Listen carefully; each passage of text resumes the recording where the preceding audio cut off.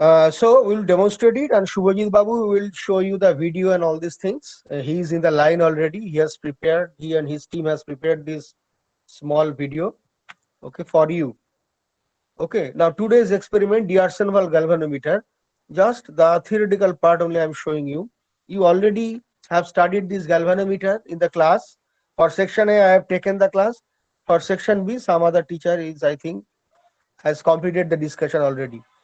So in the circuit diagram, you will see actually there is a D'Arsonval galvanometer, and it is actually driven by one excitation, a 2-volt power supply. Okay, and in between this galvanometer and 2-volt power supply, there is a resistance R1, okay, whose value is shown here. It is shown that at 400 kilo. R1 equal to 400 kilo, quite high resistance. And a key is there, K1, a switch. In parallel to the galvanometer, another resistance R2 is there, whose value, okay, is actually changing. We will reduce the value gradually, and the resistance is placed in series with the switch K2. Note that when the key is pressed, then only the resistance R2 will come in parallel, otherwise it will be only a series circuit with R1. Okay. Now you see in the procedure first, you will see the video later, but first you see what is the procedure, what we do. In run 1 actually, the switch K1 is closed and K2 is open. And then once K1 is closed for some time, the galvanometer, this one. So you see when switch K1 is closed, when K1 is closed, we'll wait for some time and the galvanometer will attain a steady deflection, and that steady deflection will be noted. Now how the deflection is coming, you know there are two methods of getting steady deflection. One method is that there is a dial and pointer arrangement. When some current is flowing through a galvanometer, one option is just a dial will, the pointer will rotate, it will just move.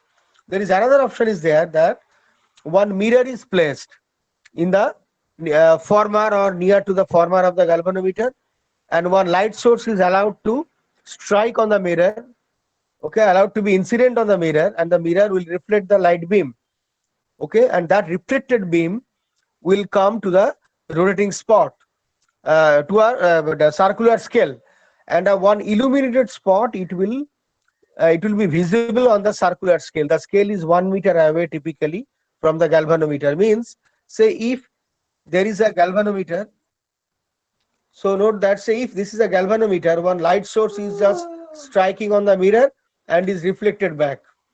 It is reflected back, clear, and the reflected beam will just strike on the scale, circular scale. Sir অডিওটা শোনা যাচ্ছে না।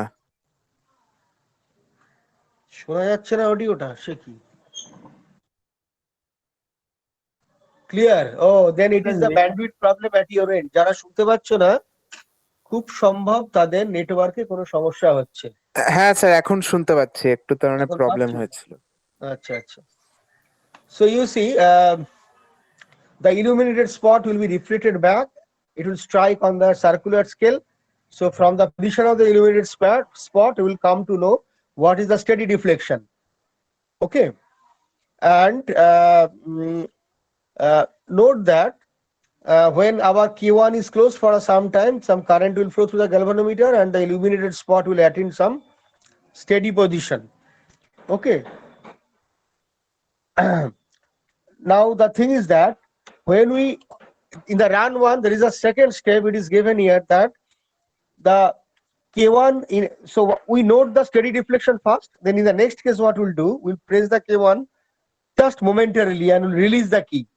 Once the key is released, K2 remains open for all the time. Okay, then there will be again some oscillation is there. So when there is a momentary closure of key, there will be some oscillation, and after the oscillation dies down, we'll get a steady deflection. Okay. Now, for after a momentary closure of switch K1, we'll note also what is the period of oscillation. How much it takes to complete one oscillation. The spot will go to the right, then left, and then will again come back to the right. So how much time it takes to complete the oscillation? That is the undamped period of oscillation. Okay, and we'll record this undamped period of oscillation with a stopwatch. Okay. So that is the method. Then, so in round one we do two things. First, we note the steady state deflection. Second, we note the undamped period of oscillation of the galvanometer with the help of a stopwatch by connecting the key momentarily. Clear? Then next in the run two, what we'll do, we'll vary the resistance R2. Okay, R2, its resistance will be gradually reduced. Its resistance will be gradually reduced. Then once its resistance is reduced, we will see that the oscillation will prevail always. But after some point of time, for a particular value of R2, we will see that there is no more oscillation found. It means the galvanometer is now no longer in underdamped condition. The galvanometer now will be critically damped, okay, or overdamped. You know, in critical damping or overdamping, there is no oscillation at all. So when we vary R2 and reduce the value, then what happens? Looking from the galvanometer end, the equivalent resistance is reduced, the coil circuit resistance is reduced. Clear? And you know that the electromagnetic damping is inversely proportional to the coil circuit resistance. Clear? So as the coil circuit resistance is reduced, the electromagnetic damping will increase. So from heavily underdamped condition, as we reduce R2, it will go towards the overdamped condition gradually. Our delta, the damping ratio, will increase.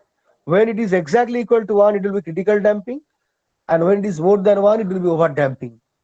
Okay, but when we vary R2, it is expected that we will not reach to the exact value of critical damping for which delta is equal to 1. So there is a high chance that from underdamped we will go to overdamped condition, means no oscillation. Then once we get the overdamped condition, we'll increase the value a little bit, value of R2 a little bit, so that we'll notice at what point of time, at what particular value of R2 we get no oscillation for the first time. So when we get no oscillation for the first time, first value of R2, this value is corresponding to delta equal to 1. That is the critical damping.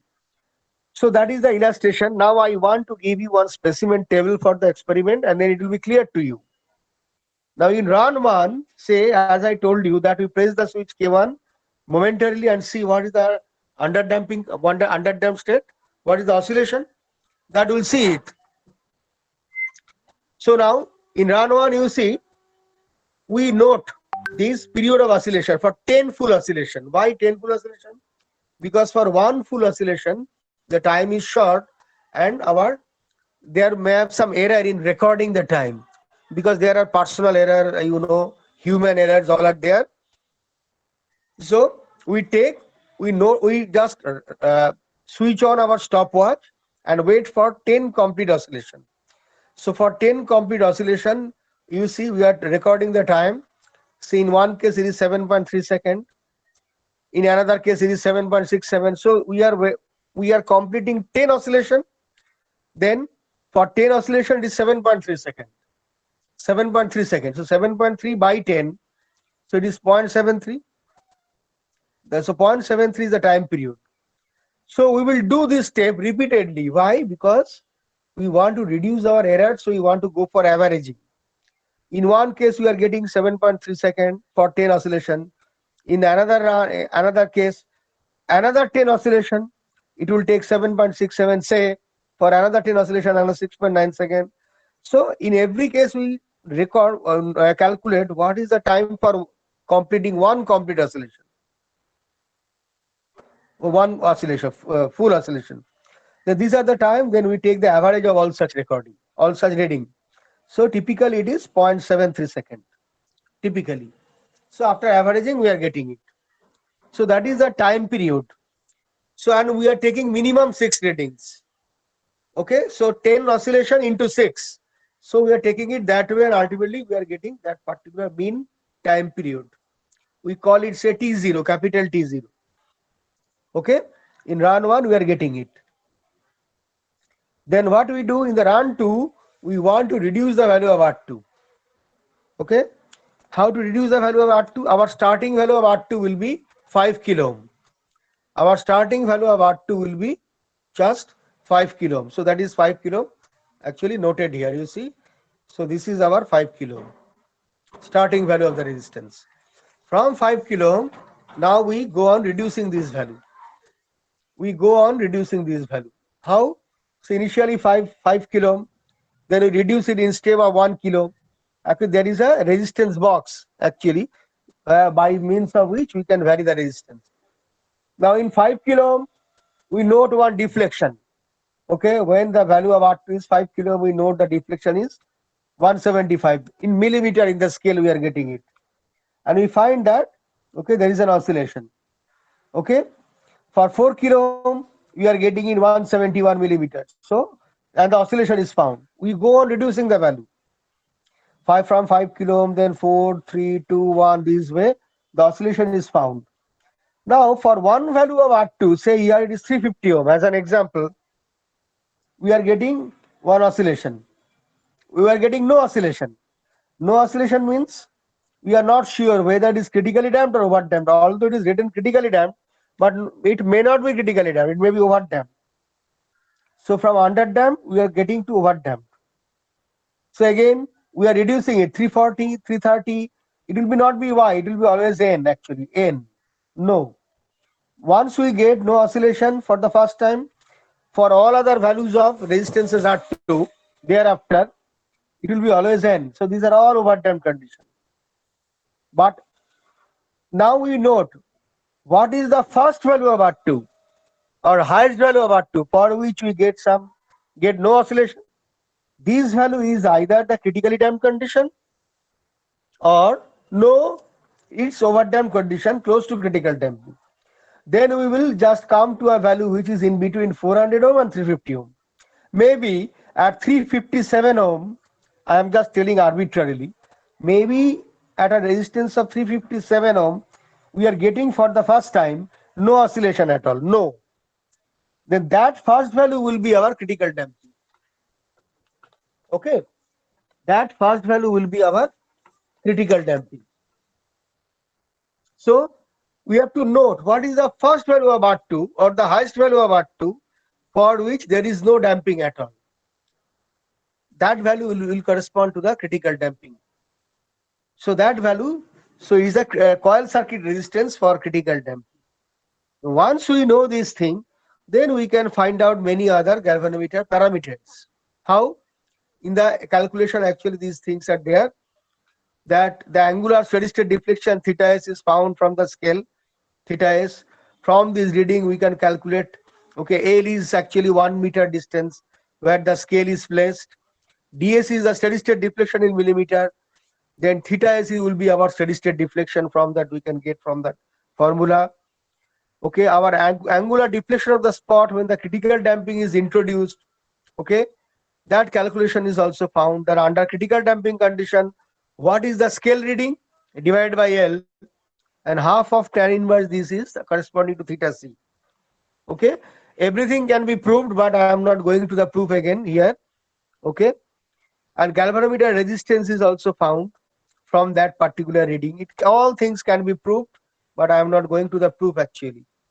And RC is the critical resistance in ohm, okay, used here. And other reading also we can find out easily, that undamped period of oscillation is actually 2 pi into root over A by C. You know root over C by A is actually the C, where A is the inertia constant and C is the control constant. It gives us the natural angular frequency. From that we can find out the time period. Now time period we can get it also from the experimental reading. So from that we can get the value of root over A by C. So T is found from the experiment. In the run 1 we get the value of T. In run 1 we get the value of T actually. This T I have calculated, that T average value. So once we know this T, okay, then from the theoretical result we will put that experimentally obtained value capital T, then we will find out the value of root over A by C. Okay, and the current flowing in the galvanometer also can be found by the applied voltage by the circuit resistance R1. It is a steady state current that is flowing through there. And we can find out the current sensitivity also. You already know this thing, that is the steady state deflection by this particular current. Okay, and the control constant also can be found from that reading. So all the constant, the galvanometer constant or meter constant, it also can be found. All the things can be proved easily, but I am not going to the proof. Then damping constant is also can be found. B is following that relation, and inertia constant is given by these, A equal to that. So ultimately we can get all these things, but better that we see the video first. So I'll request Shubhajit Babu to run the video. Okay. So Shubhajit Babu, please run your videos. Because of some problem, Shubhajit Babu may not be able to talk. It is a problem at his system, but he will run the video. Okay. So we are waiting it. Yes. Shubhajit Babu is sharing the screen now. Please see, you will get it. Today we are going to perform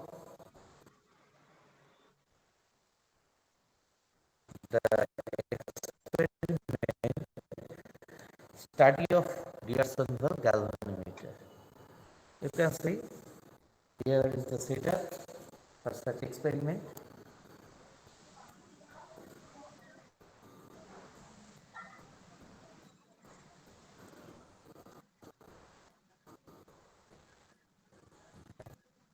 This is the circuit diagram. You can see two resistances are there, R1 and R2, where R1 is a fixed resistance and R2 is a variable resistance. And two switches are there, K1 and K2. And obviously there is a galvanometer, D'Arsonval galvanometer, you can see, and 2 volt. Sir, the video isn't visible.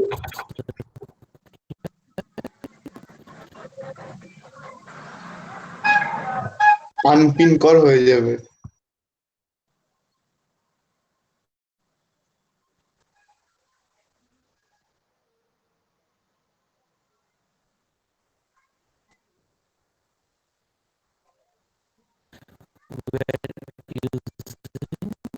ভিডিওটা তুমি এখানে একটা option আছে, ওখানে click করো, পেয়ে যাবে। This Google one is মিটের নিচের দিকে R1. দেখো। This is the decade resistance box. We are using it as a SR1, which is a fixed resistance. This one is R2, a variable resistance. This is also a resistance decade box. Okay, next, this is a DC power supply, 12 volt DC power supply, and this is the galvanometer element. Okay, you can see here is the light source. From here, a light beam is going to 2 volt DC power supply, and this is the galvanometer element. Okay, you can see here is the light source. From here, a light beam is going to that galvanometer, a mirror is there, okay, and it is reflecting back to the scale. Here, a spot, light spot. Okay, this is the indicator of the galvanometer, and when we will perform the experiment, you can see that the light spot is reflecting. And this is a centimeter scale. From here we will get the reading. Later when we will perform the experiment, then you can understand actually how it is working. And this one is K1 switch and this is K2 switch.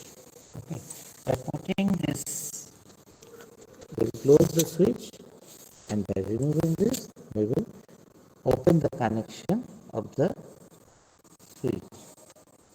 and this is a stopwatch.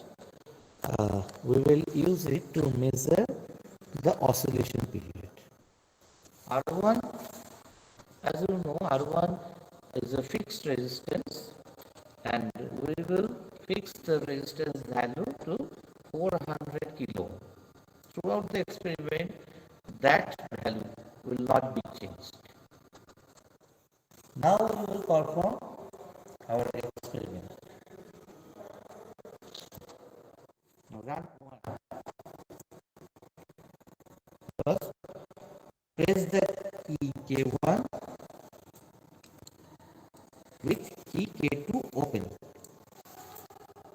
and note the steady deflection of the galvanometer spot.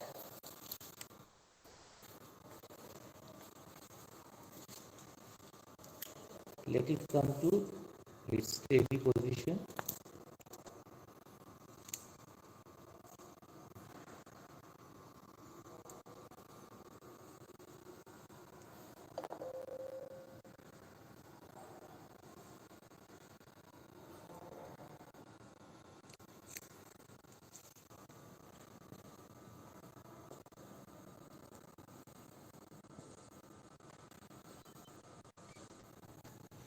Now it is stopped. I think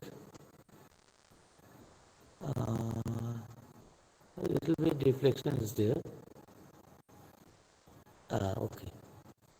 Now we are going to note the undamped period of oscillation by momentarily pressing and releasing the key K1.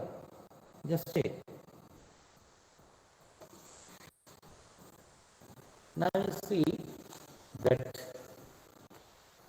this spot is oscillating. Now we are going to count this oscillation for 10 times. At the same time, we will start the stopwatch to take the 10 undamped oscillation time period to find out the undamped oscillation time period. In run 1, we found the steady deflection of galvanometer and the undamped period of oscillation. Now we will move to run 2. In run 2, first of all we are going to set the value of R2 to 5 kilo ohm. Okay. You can see now gradually we are going to decrease the value of R2 and check the deflection of the galvanometer, and we will check whether it is in underdamped condition or in overdamped condition or critically damped condition. So by this process we will get the value of R2 in which the galvanometer is critically damped. Now, when the value of R2 is 5 kilo ohm, we will start to check whether it is in underdamped condition or in overdamped condition or in critically damped condition. So first reading we will take at 5 kilo ohm. You can see that we just put the K1 close when K2 also is in close condition. Now you can see when we put the K1 key in close condition, this is an underdamped condition. Okay, and you have to take the value also from the scale. By varying shunt resistance R2 from সাউন্ডটা clear শোনা যাচ্ছে না। 1 kilo and then in steps of 100 ohm or as per the requirement.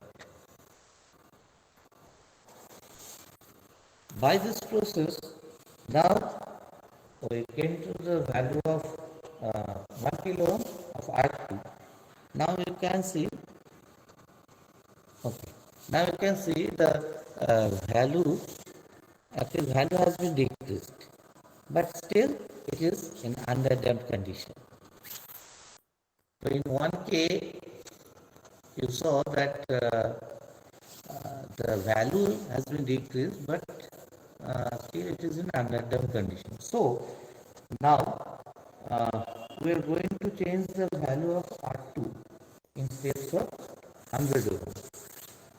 By changing this process, we came to the value of 400 ohm.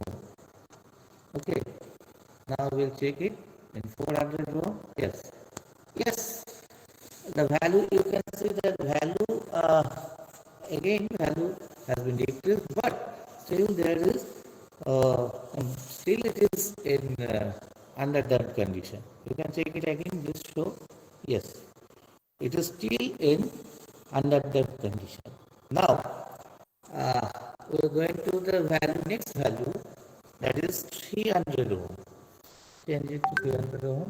Yes, 300 ohm. Now we will check whether it is in underdamped condition or not. Yes, you can see it is now in overdamped condition. Yeah, okay.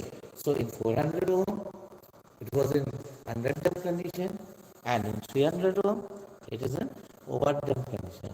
So now we know that the critically damped point is in between 400 ohm and 300 ohm. So to get the critically damped point, now we are going to decrease the value of R2 in steps of 10 ohm from 400 ohm. Okay. Now by this process, now we reach to the resistance value of R2 is 340 ohm. Now we will check in 340 ohm whatever result we will get. Okay. Again, please do it again. Yes, I think we got the critically damped point. Okay, you can see there is no oscillation, directly it is coming to the point and stopped.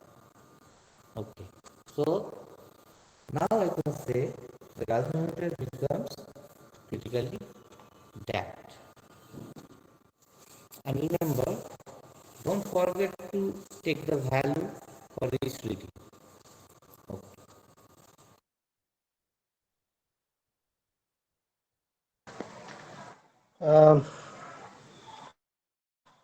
Thank you, Shubhajit Babu, for your video.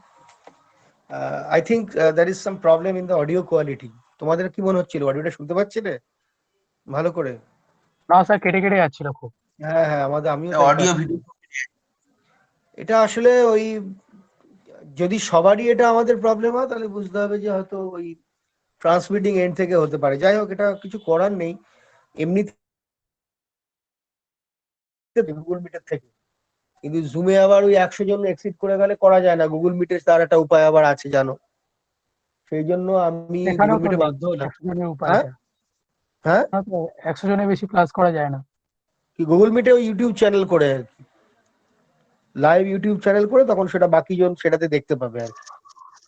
কিন্তু জুমে sir অনেক জুমেও clarity live ভালো। Stream আমি করা যায়। Personally zoom খুব prefer করি। হ্যাঁ বলো স্যার এই জুমেও লাইভ স্ট্রিম ভিডিওটার করা যায় ড্রাইভ লিংক, ইউটিউবে। হ্যাঁ বলো, দুজন একসাথে স্যার কথা এই বলছি তো বলে। হ্যাঁ হ্যাঁ স্যার, এই ভিডিওটার ড্রাইভ লিংকটা যদি একবার আমাদের সাথে শেয়ার করেন তাহলে ভালো হতো, ড্রাইভে আপলোড করে ও আমাদের আচ্ছা দুটো আচ্ছা, সেকশনে। শোনো এই ভিডিওটা যেটা ব্যাপার সেটা হচ্ছে যে এটা আরেকটু মডিফিকেশন হবে আর কি, ঠিক আছে? এটা আরেকটু আচ্ছা ঠিক আছে। মডিফিকেশন হবে, হয়ে টয়ে দেখা যাক। আর ইন দ্য মিন টাইম যদি আমরা ল্যাব তোমাদের করিয়ে দিতে পারি অল্প অল্প করে করে পরে আর কি কিছুদিন পরে, দ্যাট ইজ মানে দ্য বেস্ট থিং আর কি। আমরা দেখবো কি করা যায় আর কি, সুতরাং একটু ওয়েট করো, আগে দেখি কি দাঁড়ায় ব্যাপারটা আর কি। এমনি তোমরা এক্সপেরিমেন্ট গুলো এখন জাস্ট মোটামুটি বুঝে রাখো, যে অন্তত এটা শোনার পরে এইটুকু জানলে যে এরকম একটা এক্সপেরিমেন্ট হয় এবং মোটামুটি এইভাবে করে জিনিসগুলোকে এরকম এরকম দেখতে, হ্যাঁ মোটামুটি এরকম একটা ওভারঅল একটা ধারণা তৈরি হলো। এইটুকুই আমাদের উদ্দেশ্য। খুব বিরাট কিছু আমরা করে ফেলতে পারবো এমনটা এক্সপেক্ট করো না আর কি। এখন ভবিষ্যতে দেখা যাক, আমরা চেষ্টা করব যদি তোমাদের এটা করিয়ে দিতে পারি আর কি, পরে অল্প অল্প করে ডেকে ডেকে ডেকে ডেকে ডিপার্টমেন্টে আর কি। এমনি রিগার্ডিং দিস এক্সপেরিমেন্ট যদি কোনো কোয়ারি থাকে বলো, আমরা দেখছি ট্রাই করে, নাহলে শেষ করে দেবো এখানে আর কি।